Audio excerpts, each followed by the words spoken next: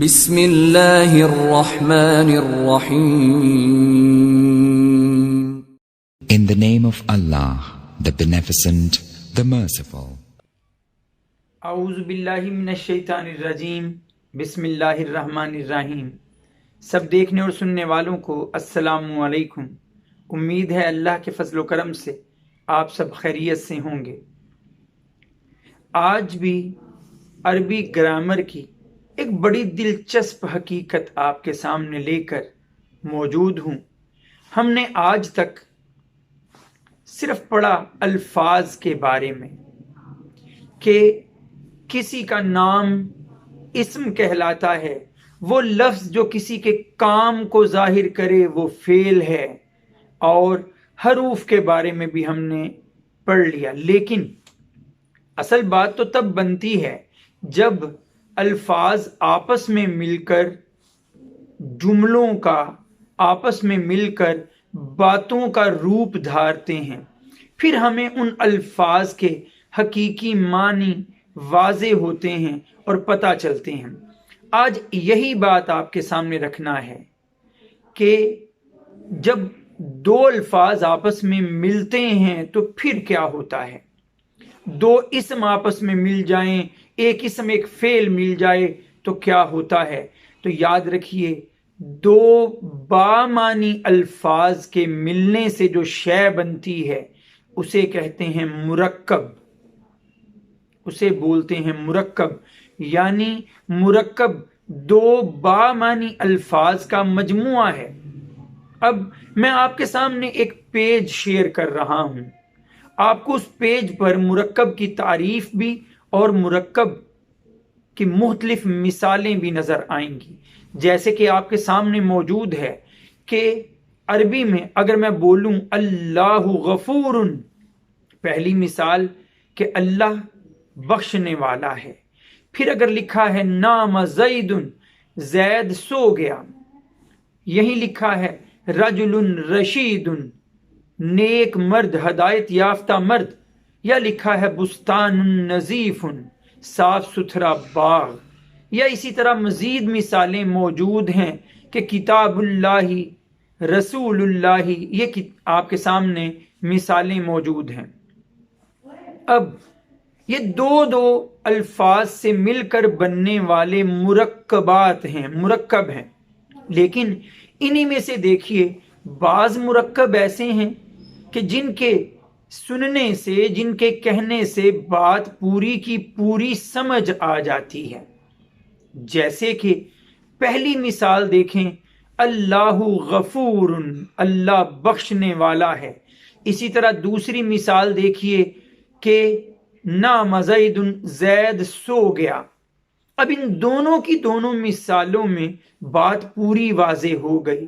تو کچھ مرکب تو ایسے ہوں گے کہ جن کے کہنے سے بات پوری سمجھ آ جاتی ہے، تو اس مرکب کو کہتے ہیں مرکب تام. تام کا مطلب ہی ہے تمام، پورا. تو جس مرکب کے کہنے سے بات پوری سمجھ آئے اسے مرکب تام کہتے ہیں. جیسے کہ پہلی اور دوسری مثال ہے. اسی لیے کہ بات پوری سمجھ آ جاتی ہے، اسی لیے مرکب تام کو اردو زبان میں جملہ بھی کہتے ہیں. اب دوسری طرف آ جائیے، کچھ مرکب ایسے ہیں کہ جن کے کہنے سے بات پوری سمجھ نہیں آتی. جیسے کہ تیسری، چوتھی، پانچویں اور چھٹی مثال میں آپ دیکھیں گے کہ بات پوری واضح نہیں ہوتی. تو وہ مرکب جس کے کہنے سے بات پوری سمجھ نہ آئے اس مرکب کو کہتے ہیں مرکب ناقص. نقص کہتے ہی کمی کو ہیں. تو وہ مرکب جس کی بات میں کچھ کمی رہ جائے، جس سے بات پوری سمجھ نہ آئے اسے مرکب ناقص کہتے ہیں. اب ذرا یہیں دیکھیے، مرکب تام یعنی جملہ، جملے کی ہی آگے دو بنیادی اقسام ہیں. ایک ہے جملہ اسمیہ اور دوسرا ہے جملہ فعلیہ. بہت آسان ہے انہیں سمجھنا کہ آپ دونوں مثالیں ہی جو میں نے پہلی اور دوسری کہی وہ ذرا لے لیں.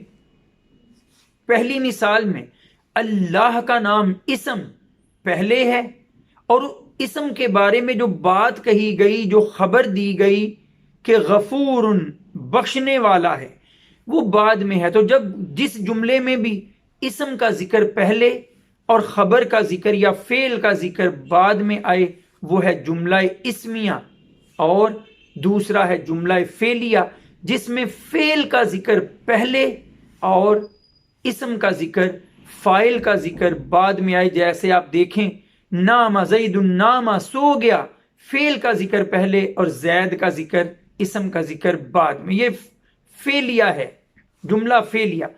اب دوسری طرف مرکب ناقص کی ڈھیروں اقسام ہیں، لیکن آپ کے سامنے صرف دو بنیادی قسمیں جن کا قرآن میں زیادہ استعمال ہے. ایک ہے مرکب اضافی اور ایک ہے مرکب توصیفی. پہلے مرکب توصیفی لے لیجئے. مرکب توصیفی صفت اور موصوف یعنی جس کی صفت بیان کی جاتی ہے ان کے ملنے سے بنتا ہے. تیسری اور چوتھی مثال دیکھیں. رجل مرد، رشید ہدایت یافتہ. ہدایت یافتہ مرد، یہ مرکب توصیفی کی مثال. رجل موصوف، رشید صفت اور موصوف کے ملنے سے یہ مرکب بنا.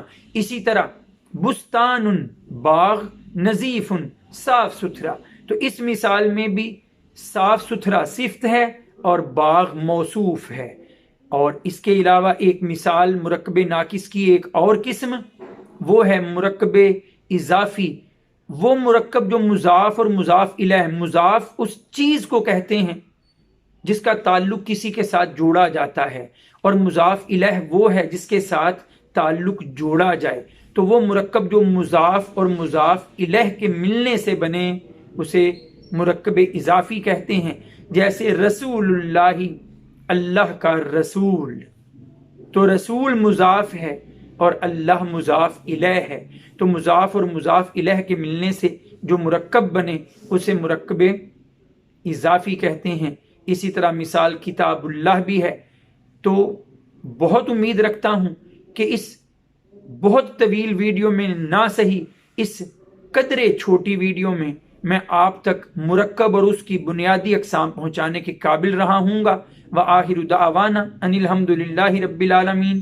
السلام علیکم.